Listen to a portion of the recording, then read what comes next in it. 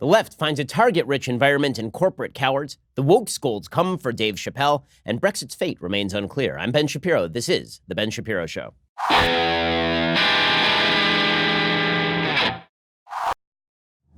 We have an enormous amount to get to today, and we will get to all of it. We'll just move straight through it. We begin today with the new crusade by the left. So the left is attempting to use pressure politics in virtually every area of American life. We're going to talk about how it is that the left uses these pressure politics in areas of American life to make American life a lot worse. Because normally, if you're going to use pressure politics, you use it in, politics, right? You direct it politically. You're going to pressure your senator. You're going to pressure your congressman. You're going to organize phone banking, or you're going to nominate somebody to primary somebody or run against somebody. But we are now moving into an era where so many people in America now believe that government is ineffective and ineffectual that instead they're going to go to the commanding heights of our culture and of our business, and they're going to try to use those commanding heights against their fellow citizens. Now, that's not illegal, obviously. That doesn't violate prescriptions on limited government, but it does change the natural tone and tenor of how it is to live as an American. If you are simply going after the commanding heights of Hollywood and using it to cram down cultural stereotypes about people you don't like, that does have an impact on American life. If you are going to the commanding heights of corporate America and demanding that corporate America do your political bidding, that does have an impact on how we live. Now, again, there's a difference between the government doing something like that and a corporation doing something like that. We'll talk about that difference and why it actually opens up some market opportunities for conservatives as corporations make themselves less competitive on the American stage in order to cater to the whims of the far left. It's very short-sighted corporate policy, but nonetheless, it does polarize us in heretofore unseen ways in America. Okay, so we begin today with the failure of political blackmail. So political pressure politics have been used, obviously, throughout the history of the United States. You try to pressure your senator. And the newest goal for the left is to try and push Mitch McConnell. Maybe they can shame Mitch McConnell into passing some sort of gun control legislation. Now, there's a solution to this for folks on the left. You could elect a majority. You could just elect a majority of Democratic senators. In fact, you had a majority of Democratic senators all the way up through, 2014? And you could elect a Democratic House, which you already have. You could elect a Democratic president. In fact, you had all three of those branches. You had the Congress, and you had the Senate, and you had the presidency from 2009 all the way through 2011, early 2011. And you didn't do anything on gun control. So now you see the press trying to push Mitch McConnell into doing something, and they're trying to use President Trump's vagary on gun control as sort of the lever to get McConnell to do something. So you get the Washington Post editorial board writing a full-page editorial, an extraordinarily long editorial today, trying to push Mitch McConnell, suggesting that it's Mitch McConnell's fault that mass shootings are taking place, which is a rather large absurdity considering, again, that mass shootings have been taking place in the United States for decades at this point. Columbine happened in the 1990s. Mitch McConnell was not the Senate Majority Leader when a bevy of mass shootings happened in 2009, 2010. And Mitch McConnell is not solely responsible for the gun control policy in the United States. We had an assault weapons ban in the United States, the same assault weapons ban Democrats are now pushing from 1994 through 2004, and it accomplished precisely nothing. So for all of the talk about Mitch McConnell, it ain't about Mitch McConnell. But this is normal pressure politics, okay? This is just the way politics works. And there's nothing particularly wrong with this. The people who are pushing the agenda have the wrong agenda. They're pushing policy that is impractical. But this is sort of normal politics, as politics, I guess, is supposed to work. So the Washington Post writes an editorial, again, titled, "How Many More Names Will Be Added to the List Before Mitch McConnell Acts on Guns?" And they just list a bunch of people who were killed Saturday in Midland and Odessa. They said, add those 7 individuals randomly slaughtered Saturday by a shooter in the West Texas cities of Midland and Odessa to the toll of those lost to America's gun insanity. And then pose this question. First of all, again, they are wrong on the politics. Okay, there's no such thing as quote-unquote gun insanity. There are just insane people with guns or evil people with guns. Me owning a gun is not insane. You, a law-abiding citizen, owning a gun to defend yourself is not insane. That's not gun insanity. Again, a gun is just a tool. To suggest that it's a part of America's quote-unquote gun insanity is to create this miasmatic evil that descends on America randomly when that is not in fact the case.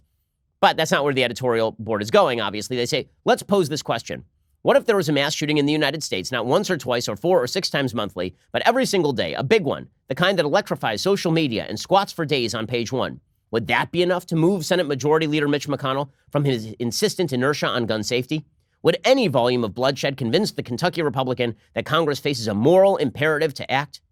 38 people were slain in 3 such shootings in August, and still Senate Republicans and President Trump refuse to act. Again, this is the old Democratic saw, which is that if you don't agree with them on policy, it's because you don't care if people get shot. And that's a lie, and it's nasty, but it is normal politics if you're directing it at an elected senator.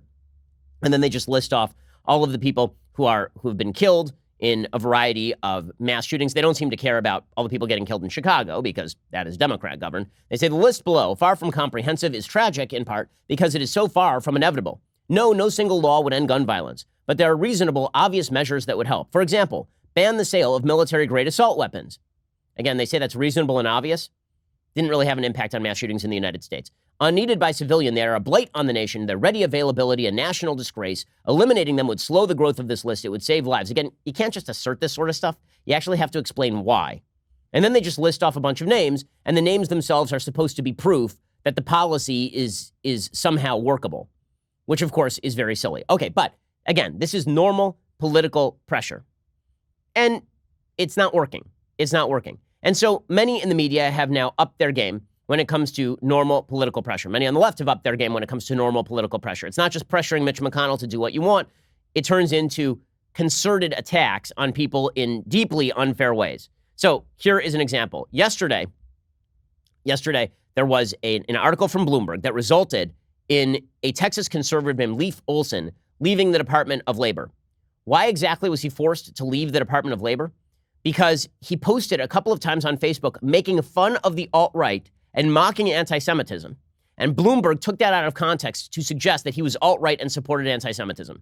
I'll get to that story in just 1 second. First, let's talk about safety for just a minute. So, I'm somebody who requires an enormous amount of safety precautions. Unfortunately, I get an enormous number of death threats. I have stalkers. There are lots of people out there who are very, very wild. And this means that I'm always concerned about what's going on at my house. And this is why I rely on Ring. Ring's mission is to make neighborhoods safer. You might already know about their smart video doorbells, cameras that protect millions of people everywhere. Ring helps you stay connected to your home anywhere in the world. So if there is a package, delivery, or a surprise visitor, you get an alert. You'll be able to see, hear, and speak to them all from your phone.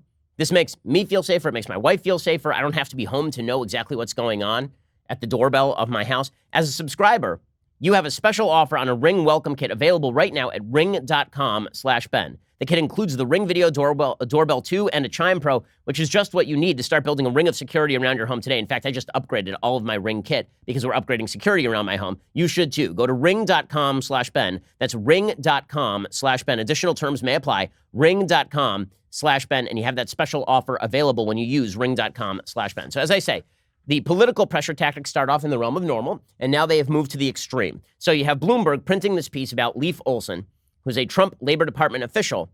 And here's how Bloomberg reports this. A recently appointed Trump Labor Department official with a history of advancing controversial conservative and faith-based causes in court has resigned after revelations that he wrote a 2016 Facebook post suggesting the Jewish-controlled media protects their own. And now it sounds pretty bad, doesn't it? Except for it's obviously not what he is saying. He is obviously mocking all of the people on the alt-right who were suggesting, this is 2016, that Paul Ryan, then the Speaker of the House, was going to lose his congressional primary to Paul Nehlen, an open white supremacist. And he wrote this mocking, ridiculous Facebook post making fun of the alt-right. He wrote, establishment insider Rhino corporate tool Paul Ryan was finally brought to heel in tonight's primary election by an uprising of the conservative masses of real America, eager for an authentic voice in Washington, instead of the same tired globalist open borders pap they've been pushing on us since the elites abandoned the people. The guy just suffered a massive, historic, emasculating 70-point victory. Let's see him and his Georgetown cocktail party puppet masters try to walk that one off. As obviously, he is mocking people who said that Paul Nehlen was going to beat Paul Ryan. Okay, and then somebody wrote back to him as a humorous reply, he's a neocon too, you know. And Leif Olson wrote back, no, he's not. Neocons are all Upper East Side Zionists who don't golf on Saturday, if you know what I mean. Right? Meaning, and again, this is all making fun of white supremacists and the alt-right. All of it. All of it. Okay, so Bloomberg reported this as though making fun of the alt-right and anti-Semitism was actually anti-Semitic so they could get this guy fired. The guy did end up resigning. Okay, so this is the shift from normal political hits, unlike Mitch McConnell, to going out of your way to deliberately read something wrong in order to target somebody. So that's bad enough. And then it goes even further, and that is the maligning of people you disagree with, not just by taking them out of context, but by literally calling them terrorists. So this is what's happening in San Francisco Within the last 48 hours, the San Francisco Board of Supervisors declared the NRA a domestic terrorist organization. You getting this? An organization that is a lobbying organization on behalf of American citizens who wish to protect their Second Amendment rights is now a domestic terrorist organization. So what does that mean? Presumably you can raid an NRA member's home? You can surveil an NRA member? I mean, I really wonder why so many gun owners are uneasy about red flag laws when you have the San Francisco legislative body passing a resolution officially labeling the NRA a domestic terrorist organization. This is the equivalent of labeling Emily's List a domestic terrorist organization on the right. District 2 Supervisor Catherine Stefani, whose district includes the Marina and Presidio, wrote the declaration stating that the NRA, quote, spreads propaganda that misinforms and aims to deceive the public about the dangers of gun violence. In other words, they exercise their First Amendment rights. Therefore, they're a terrorist organization. They say that the NRA, quote, musters its considerable wealth and organizational strength to promote gun ownership and incite gun owners to acts of violence. Okay, there's no evidence that the NRA incites gun owners to acts of violence. That's absurd. And yes, they do promote gun ownership. So do I. I'm not a terrorist. Okay, if San Francisco is now in the business of labeling people terrorists who disagree with them, now we are getting into the realm of the dangerous. So you move from normal political manipulation, that is bad stuff, the Mitch McConnell stuff, to abnormal political manipulation, members of the media attacking people for precisely the opposite of what they're saying, to openly labeling everybody who you don't like some sort of terrorist.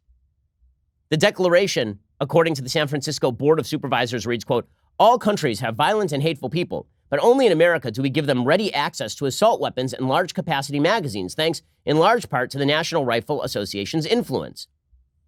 I mean, how delightful. Okay, so all of this is incredibly divisive. And then we get to the final step. So that one is bad because that is an actual board of government labeling fellow citizens terrorists on the basis of their belief system, which is really nasty. And let us not forget that the entire left has suggested that if you use inflammatory language about the positions of people on the left, that you're inciting violence against them. So if you say that Ilhan Omar is a bad person and an anti-Semite, she says that you're inciting violence against her. If you suggest that Rashida Tlaib's belief system is wrong and nasty, then you're inciting violence against her in some sort of way. If you label everybody in the United States who supports the Second Amendment a terrorist, apparently that's totally okay in San Francisco. If you label the NRA, which is, again, a law-abiding, First Amendment exercising organization, a terrorist organization, that's totally fine. Not inciting violence in any way. So all of that is bad. But here's the thing. All of that is also unsuccessful. And the fact is, no matter how much the San Francisco Board of Supervisors yells at the NRA, that is not going to be an effective pressure tactic because the NRA is the NRA. The fact is that Bloomberg could have reported this about Leif Olson, and if Leif Olson and the Trump administration had just stood strong and fought back, they really couldn't have gotten anything done. And Olson shouldn't have resigned. The fact is that the Washington Post can write as many editorials as it could possibly want about Senate Majority Leader Mitch McConnell, and he's not going to do their bidding. Right? He is not going to care. He is not going to do their bidding because those are not his constituents. None of the people who write for the Washington Post editorial board are voters in his state of Kentucky. So this has pushed the left to a new form of power politics, and that is the exercise of power politics in the corporate sphere. Now, there are times when the exercise of power politics in the corporate sphere is actually good or justified, right? So let's take an example. So back in the 1960s and 1950s, there were segregated businesses. And private people decided to boycott those businesses in order to end segregation. So, for example, the Woolworths counter in the early 1960s, the Woolworth lunch counter was segregated. And a bunch of civil rights activists, young black students for the most part, went into Woolworths and sat down at the counter and then were abused at the counter. And this was such a national scandal that Woolworths actually voluntarily desegregated its counters because they didn't want the blowback. Right now, those people were acting in courageous ways. I don't have any problem with that. And as a general rule, it is quite possible that you can pressure a corporation to, quote unquote, do the right thing. But what we have now seen is that that tactic has been expanded beyond its use in specific situations to simply castigate anybody who disagrees with you on matters of politics and to change corporate policy from above. And to change corporate policy from above from the commanding heights of business. And this has grown beyond specific instances of fighting against discrimination and into we need to get our political preferences done by any means necessary, including activating corporate bosses to do our bidding for us. Today's example comes courtesy of Walmart. We'll explain why this is actually quite divisive and polarizing, and why the end result is not going to be exactly what the left thinks it is. We'll get to that in just 1 second. First, let's be real about this. You're not getting enough sleep. I'm not getting enough sleep. Nobody's getting enough sleep. It's a pressure-filled time. A lot of people are worried about the economy. A lot of people are staying up at nights, worried about the future, politics, and all the rest. Well, that means that when you do lie down, you do want to be on the best mattress upon which you can sleep. And this is where Helix Sleep comes in. My Helix Sleep mattress is tailored for me, and it's tailored for my wife. We took this 2-minute sleep quiz from Helix Sleep. They tailored a mattress exactly to our specifications, and then they sent it to us in the mail. We unwrapped it. We popped it on the bed. It was good to go. It's super easy, and the mattress is incredibly comfortable. No matter how you sleep, on the side, on your back, hot sleeper, whatever, Helix can make what your body needs. Just go to helixsleep.com/Ben. Take their 2-minute sleep quiz. They will match you to a customized mattress that will give you the best sleep of your life. When I'm on the road, I can't sleep all that well because I'm not on my Helix Sleep mattress. I can't wait to get home and get on that Helix Sleep mattress. You'll feel the same way. Helix has a 10-year warranty. You get to try it out for 100 nights risk-free. They'll even pick it up for you if you don't love it, but you will. Helix is offering up to $125 off all mattress orders for our listeners. Get up to $125 off at helixsleep.com/Ben. That's helixsleep.com/Ben for up to $125 off your mattress order. helixsleep.com/Ben. Again, that's helixsleep.com/Ben. Okay, so as I say, there is a difference between private businesses and government. So if government were to cram down policy from above, this would be a constitutional problem. When corporations do it, it's a cultural problem. It's not a constitutional problem. It's a cultural problem. It's not a constitutional problem because corporations can do whatever they want. Lots of corporations disagree with me. That is their prerogative. It's America. They can do what they want. Facebook can disagree with me on policy. That is their prerogative. Walmart can disagree with me on policy. That is their prerogative. I'm not calling for the regulation of Walmart or Facebook or any of these other corporations. I am saying that the left's use of corporations as a cudgel is dangerous for the nature of American political discourse.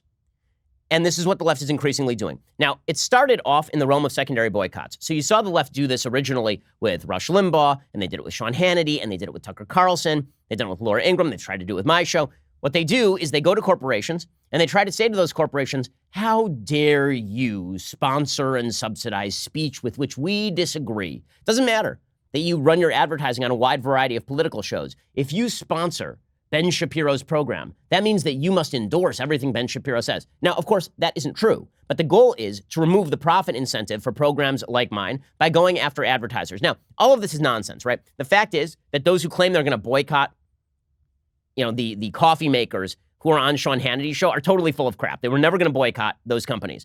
The people who sound off from Media Matters, they really are not wielding enormous amounts of power. They can create a problem for your for your PR department for like 3 days, and that's it.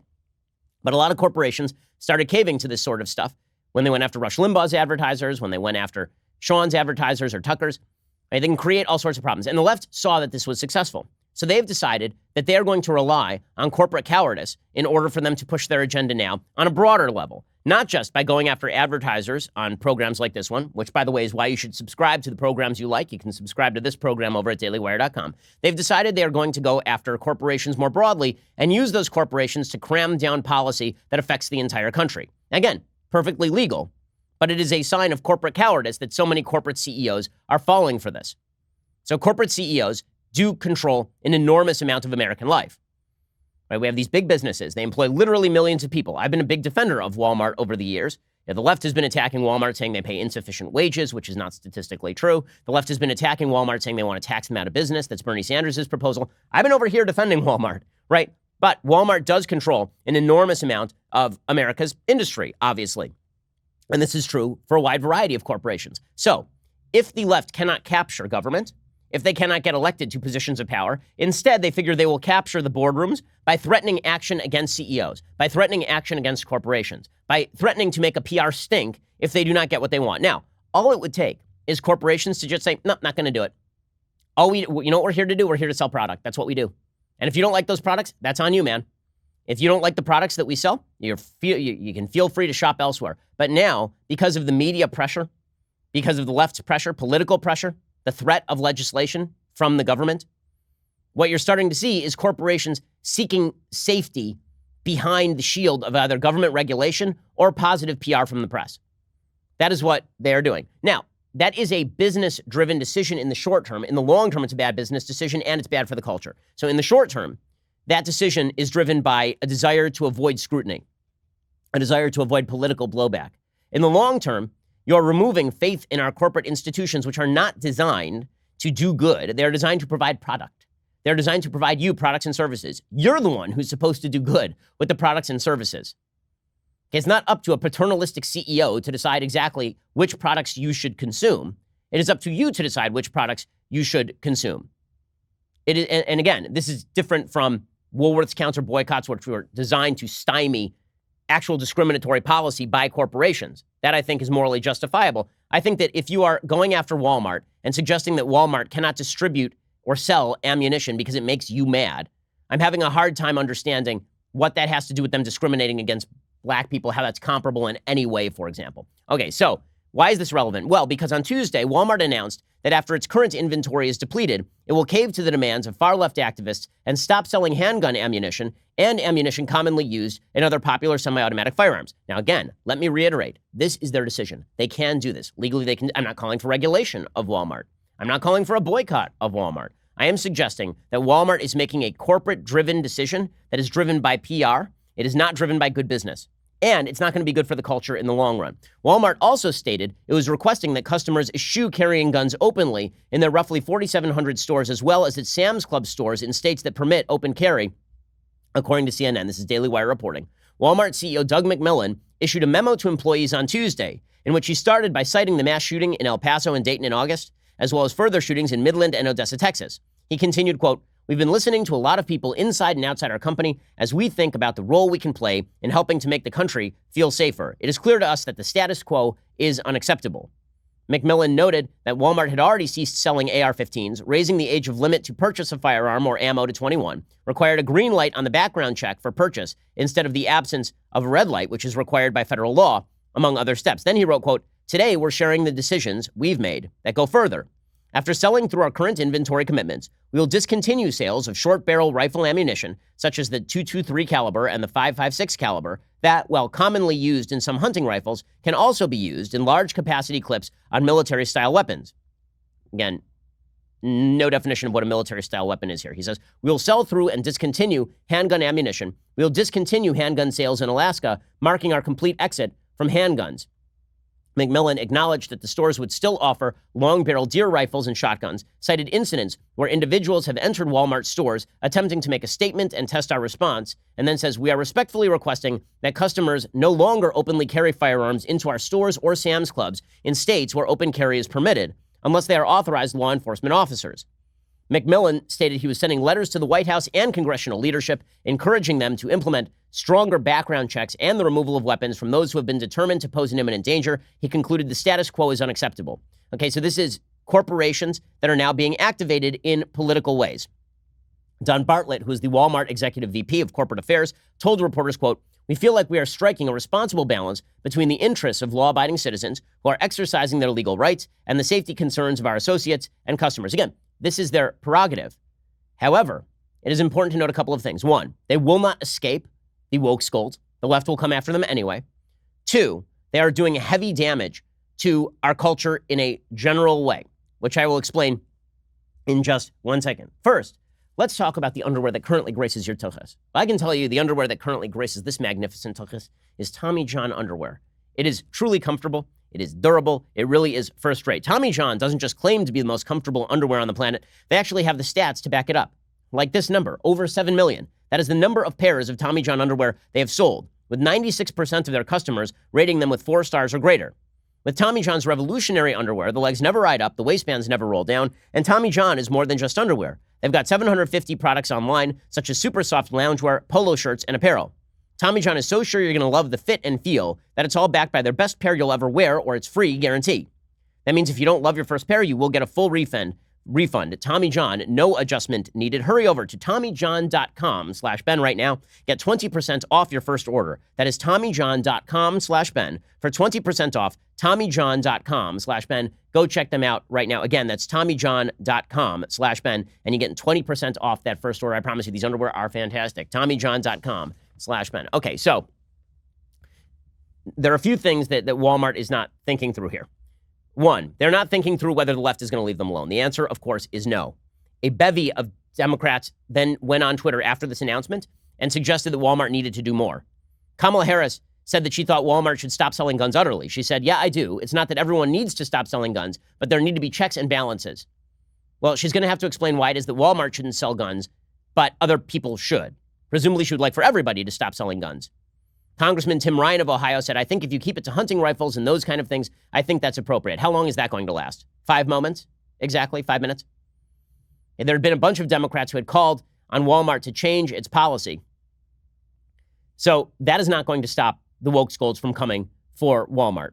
So this is Walmart trying to buy off in the short term all of the Democrats to basically stop criticizing them and leave them alone. They don't want the PR hit of continuing to sell guns. And that is, again, their prerogative, but it is short-sighted because it ain't going to stop. You can keep feeding that alligator, it will eat you.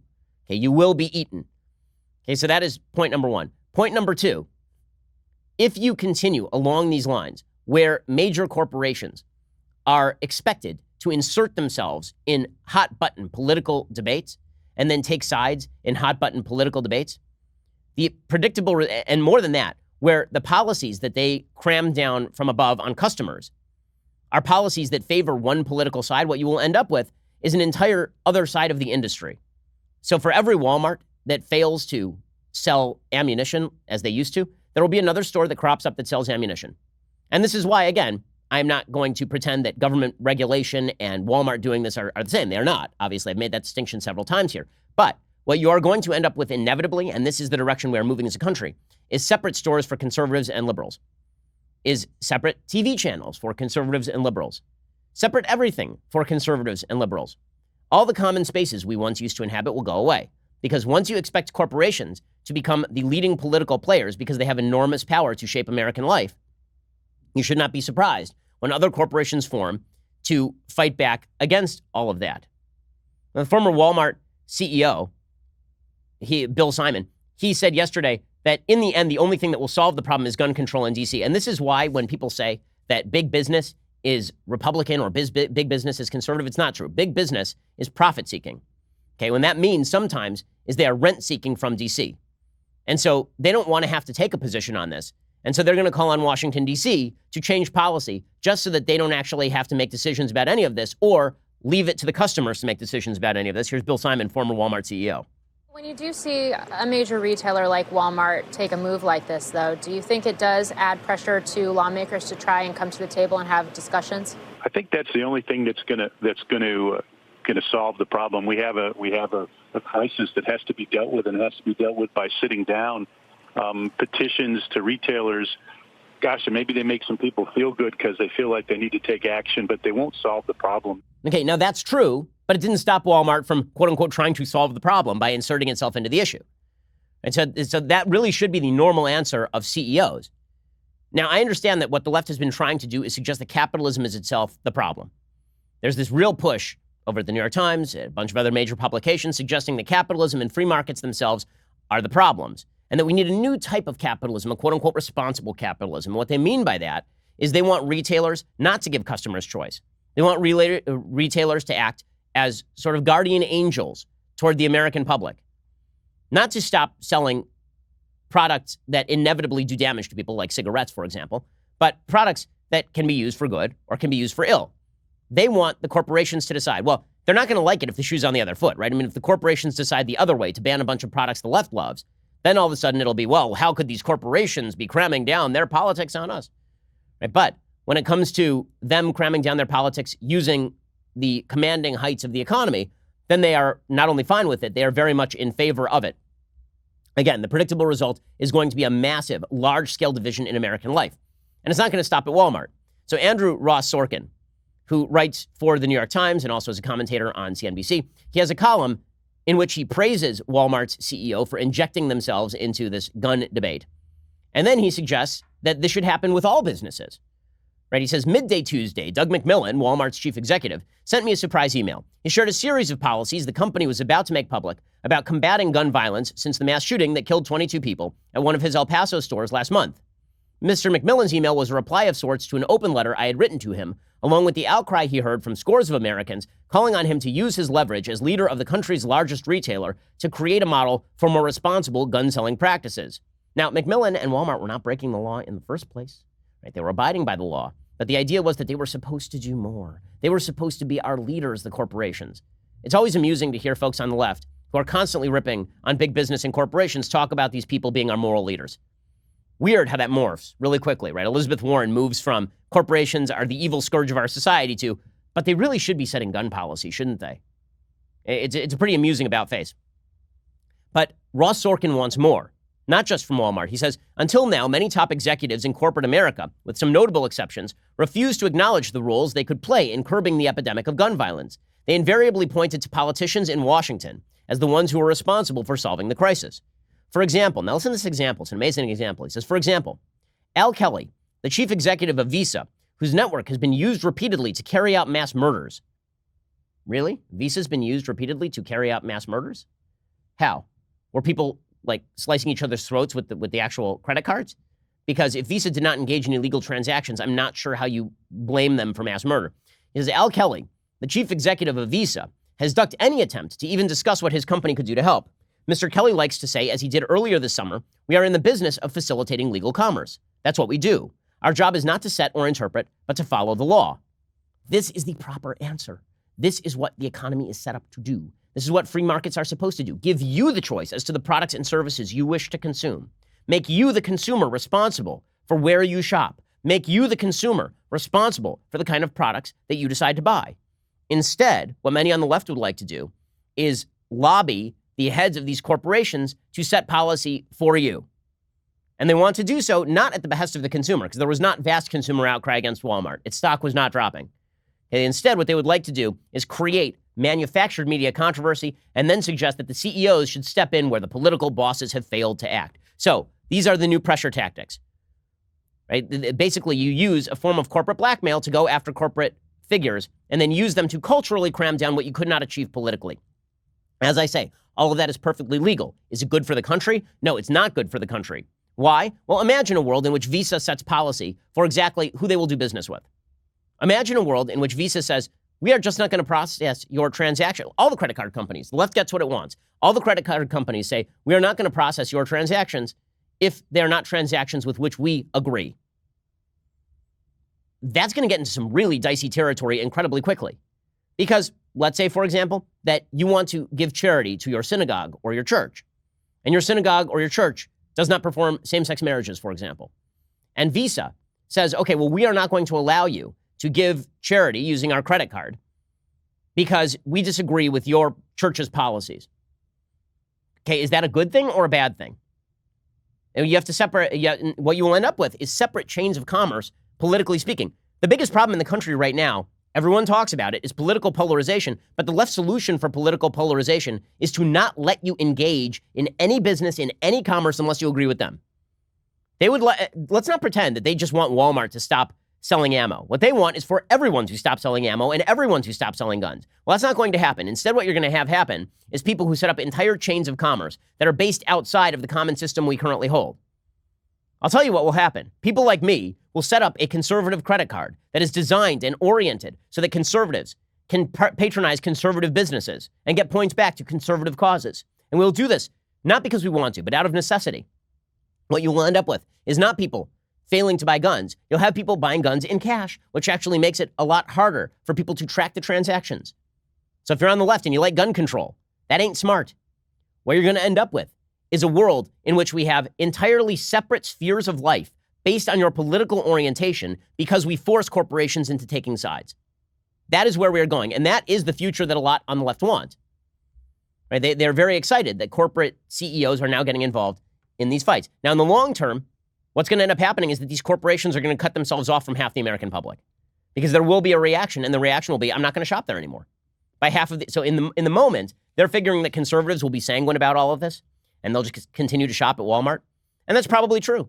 But here's the reality. If they had not stopped selling ammo, leftists would have continued shopping at Walmart because they like to bitch and moan about Walmart, but then they go and shop there every day.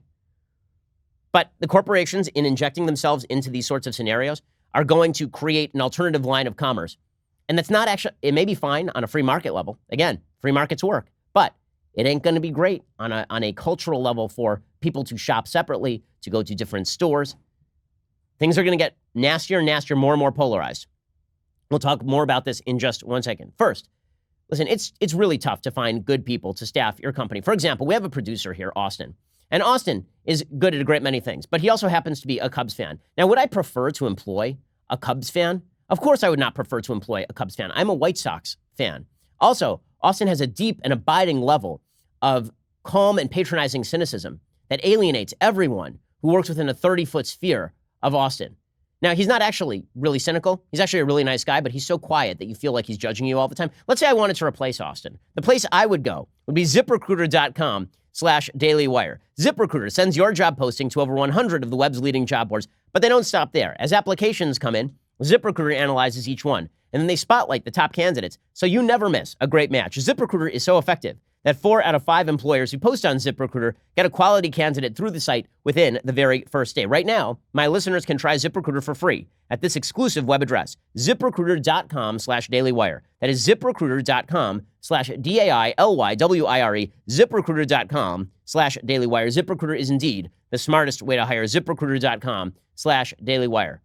They're one of our favorite advertisers, especially because I can always use their advertisements to make my employees deeply uncomfortable on every possible level. Alrighty, in just a second, I want to get to more cultural polarization because the attempts to polarize us using politics, right, those are pretty much going to fail in the political sphere. But then to do it on the corporate level, that is succeeding. And then there's another area where the left seeks to polarize, and that is in the entertainment arena. We'll get to that in just 1 second. First, you have to go and subscribe over at dailywire.com. So as you may have been hearing during this show, it is deeply important that you subscribe to the programs that you like. Why? Because the left would like to remove all profit incentive from those programs by going after advertisers, by going after corporations, by suggesting that we cannot work in the normal business sphere. Right? And it's disgusting and it's absurd. The way you protect yourself against that, to make sure that we can continue to bring you the content that you love, is you go to dailywire.com and you spend $9.99 a month or $99 a year. When you get the $99 a year annual subscription, you also get this, the very greatest in beverage vessels, the leftist tears hot or cold tumbler. Go check it out right now. It is indeed magnificent. It really helps us out. It makes sure that we can continue to function as a business and keep our otherwise unemployable employees employed. So go check us out right now at dailywire.com. We are the largest, fastest growing conservative podcast and radio show in the nation.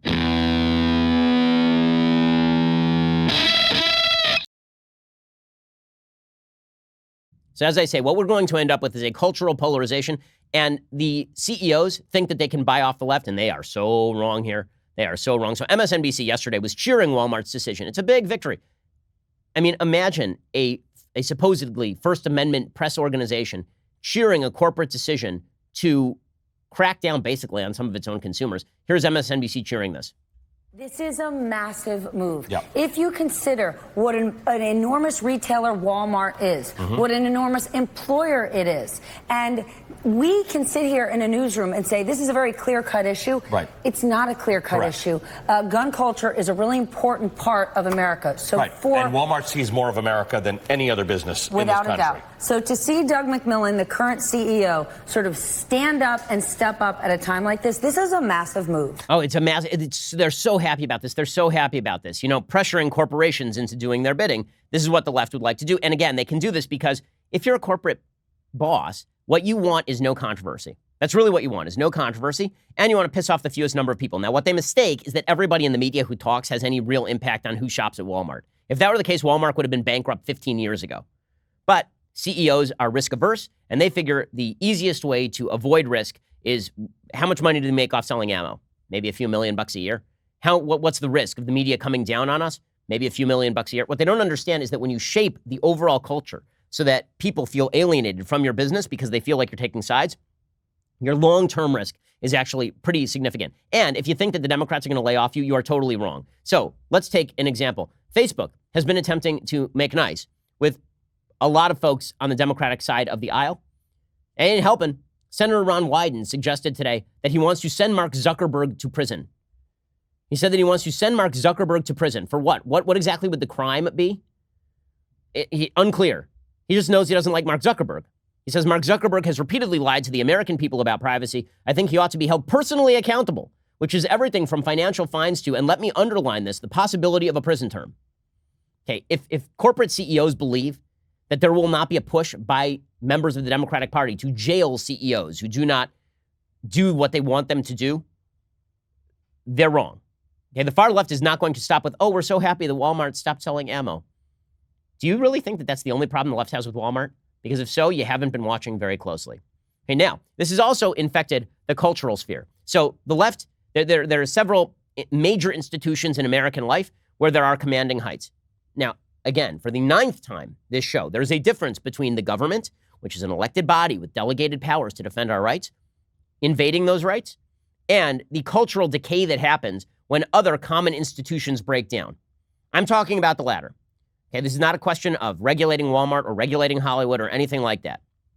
But when the left decides to weaponize cultural institutions, that alienates a lot of people. It creates polarization. It makes it impossible for us to have conversations together. So the latest victim of this is Dave Chappelle. So I don't know if you've seen Chappelle's special, but Chappelle's new special is insanely politically incorrect. I mean, incredibly so. He mocks his own audience for being too woke. There's one point where he says, in the middle of the special, he says, I'm going to do an imitation. And then he says, you tweeted something bad 5 years ago, and now I'm going to come after you and destroy your career. Who am I? And everybody thinks, oh, well, you know, that's the media. And he says, that's you. That's all of you. And that's right. I mean, Chappelle is correct about this. Chappelle also calls out in specific. I mean, he specifically calls out the LGBTQ lobbying organizations for going after comedians and for trying to destroy their careers. And he specifically cites the Kevin Hart situation. He very hilariously states that Kevin Hart, who's known for years, is basically a perfect human being, well, 4 tweets shy of perfect. And he talks about Kevin Hart's career basically being destroyed, or at least significantly damaged at the height of his career aspiration to host the Oscars, by the Wokescolds. And then he talks at length, he does a riff about abortion. And his riff about abortion ends up being kind of pro-life. And he says that he doesn't care whether a woman has an abortion, but if the woman decides, if it's the woman's choice and only the woman's choice, then men shouldn't have to pay for the child support, which is a very common argument that is made by sort of cynical pro-lifers. And then he says, or maybe we have the logic of this whole thing entirely wrong. The left has gone absolutely ape-bleep about this. I mean, they have gone insane about this. And the critics hate this Chappelle special. Now, Chappelle used to be the sort of consensus best comedian living. And there are a lot of great comedians. Chappelle was loved by everybody. Everybody enjoyed his routine. Now, however, he has done something very bad. And the reviewers are very, very angry about it. And so Chappelle must be punished. Don't you understand? The commanding heights of Hollywood must prevent the accession of people like Dave Chappelle, because Dave Chappelle has crossed too many lines. Now, Dave Chappelle is intersectional, right? He is a black man, and this means that he also makes jokes about white people. They're very, very harsh jokes about the heroin epidemic and white folks and all the rest of this. But he is a gun-toting black man who makes jokes about abortion and LGBTQ lobbying organizations, and this means he must be excised.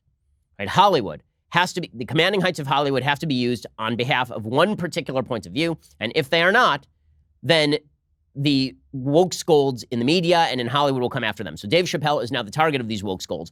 So Vice reviewed Chappelle's special like this, quote, now he chooses to blatantly ignore the historic criticism against his style of comedy and new, loud and clear criticism from the trans community. Paste magazine called his special boring, hypocritical, and out of touch. There's a bunch of, basically, he had for a long time 0% at Rotten Tomatoes from critics. Why? Because critics are no longer reviewing the quality of an act. Instead, they're reviewing the wokeness of an act, which is how Hannah Gadsby, who is the least funny person who has ever lived. I mean, I'm talking about the least funny human being who has ever lived. There are human beings who live in caves, in isolation, who have never heard a joke and are not properly socialized, who are more funny than Hannah Gadsby. She has 100% ratings on Rotten Tomatoes. Dave Chappelle was at 0% on Rotten Tomatoes. Why? Because he violated the rules. He violated the rules. On Rotten Tomatoes, it was Slate, right? Inku Kang of Slate wrote, like dropping in on a rascally uncle who doesn't know or doesn't care how much he's disappointing you.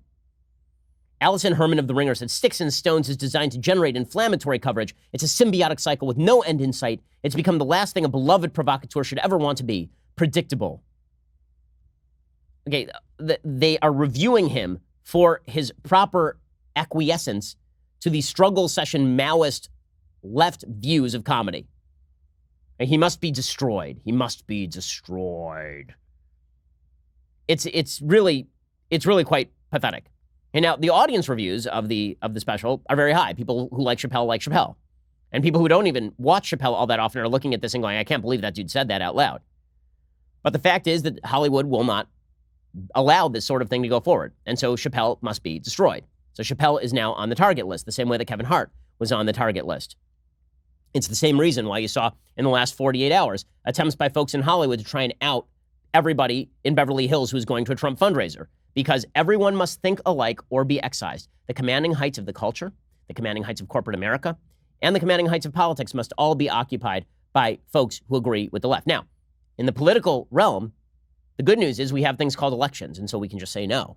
In the corporate realm, it is very difficult to convince corporate CEOs that they ought to listen to their own customers as opposed to the Wokescolds checkmarks crowd on Twitter. And in the entertainment media, that is particularly true.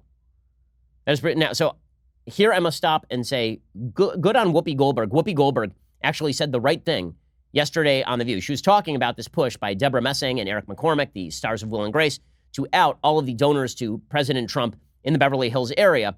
And Whoopi Goldberg says the right thing.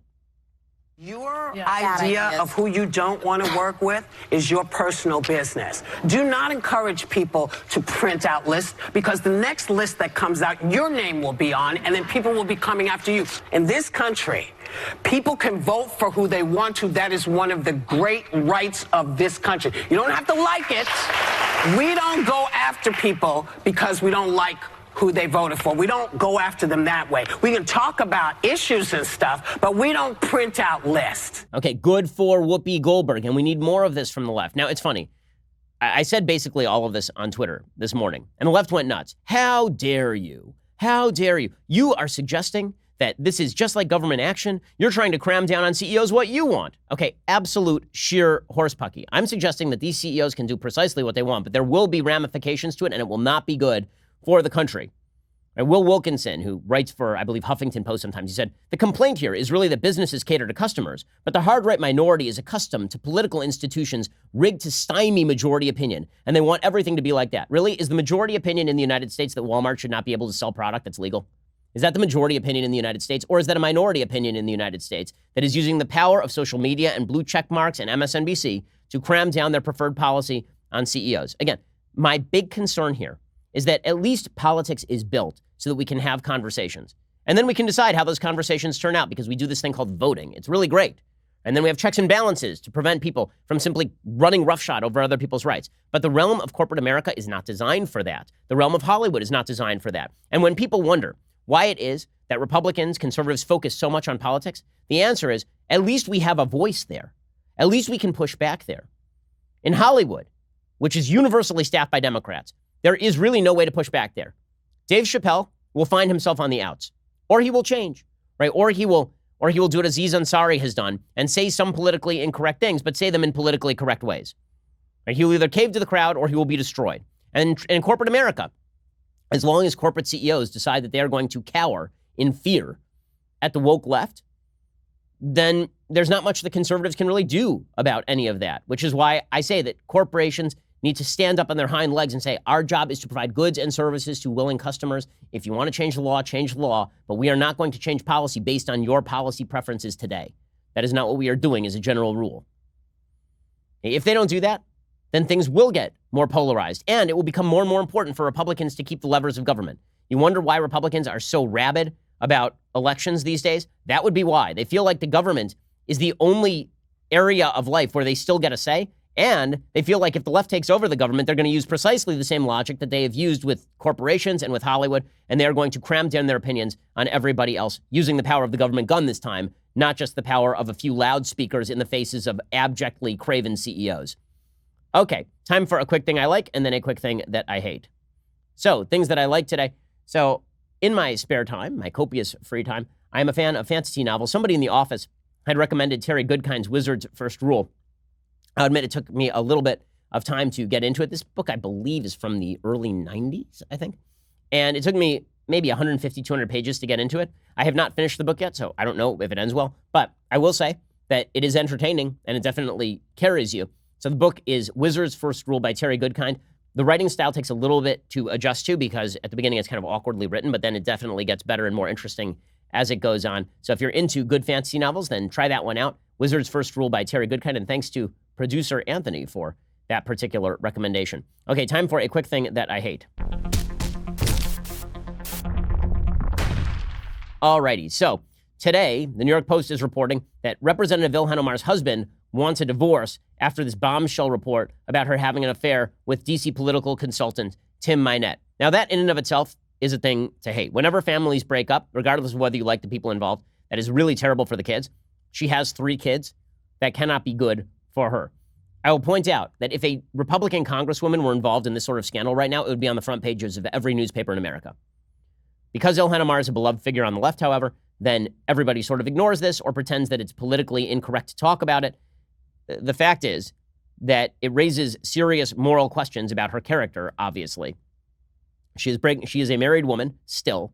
They allegedly separated in March, and Omar asked Hersey to divorce her around that time because she didn't want to file the papers, but Hersey refused, telling her if she wanted a divorce, she should do it herself, according to sources talking to the New York Post. And then after Tim Mynett's wife filed bombshell divorce papers claiming that her spouse was having an affair with Omar, Hersey was angry, and he said that he was made to look a fool, and he is considering filing for divorce. Again, the media coverage of this, I mean, the New York Post is covering it. I've not seen it covered in any mainstream publication. Again, imagine this were Nikki Haley. Imagine that this were Sarah Palin. I imagine the media would be covering this story incredibly, incredibly differently. Okay, we'll be back here later today with much, much more. We didn't get a chance to get to Brexit. We didn't get a chance to get to the developments in Hong Kong. So we'll get to those later today. This is why you should subscribe over at dailywire.com. Otherwise, we'll see you here tomorrow. I'm Ben Shapiro. This is The Ben Shapiro Show.